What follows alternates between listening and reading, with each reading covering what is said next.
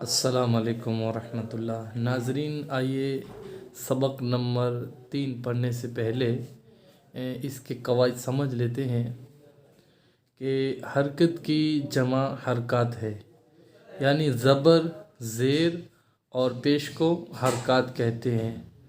زبر اور پیش حرف کے اوپر جبکہ زیر حرف کے نیچے ہوتا ہے، یعنی کہ یہ بتا رہے ہیں کہ زبر اور پیش، یہ زبر اور یہ پیش جو حرف پر آئے گا وہ اوپر آئے گا اور زیر وہ نیچے آئے گا۔ زبر کو کیسے پڑھیں گے؟ تو اس میں لکھا ہے زبر کو منہ اور آواز کو کھول کر ادا کریں گے، زیر کو آواز کو نیچے گرا کر اور پیش کو ہونٹوں کو گول کر کے ادا کریں گے۔ حرکت کو بغیر کھینچے، بغیر جھٹکا دیے معروف پڑھیں گے، یعنی کہ یہ سبق نمبر 3 حرکات والا سبق ہے، اس کو ہم جھٹکا بھی نہیں دیں گے اس میں اور کھینچیں گے بھی نہیں، یعنی اس کو معروف پڑھیں گے۔ اب اس میں لکھا ہے الف پر کوئی حرکت یا جزم آ جائے تو اسے حمزہ پڑھیں گے۔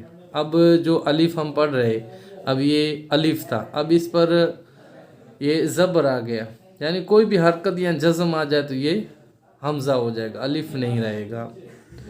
اب رو پر زبر یا پیش ہو تو رو کو پور اور رو کے نیچے زیر ہو تو رو کو باریک پڑھیں گے۔ یہ ہے سبق نمبر 3 کے قواعد۔ بسم اللہ الرحمن الرحیم۔ آئیے سبق نمبر 3 شروع کرتے ہیں۔ حمزہ زبر ا، حمزہ زیر ای، حمزہ پیش او، ا ای او، با زبر ب، با زیر بی، با پیش بو، ب بی بو، تا زبر ت، تا زیر تی، تا پیش تو، ت تی تو، ثا زبر ث، ثا زیر ثی، ثا پیش ثو، ث ثی ثو۔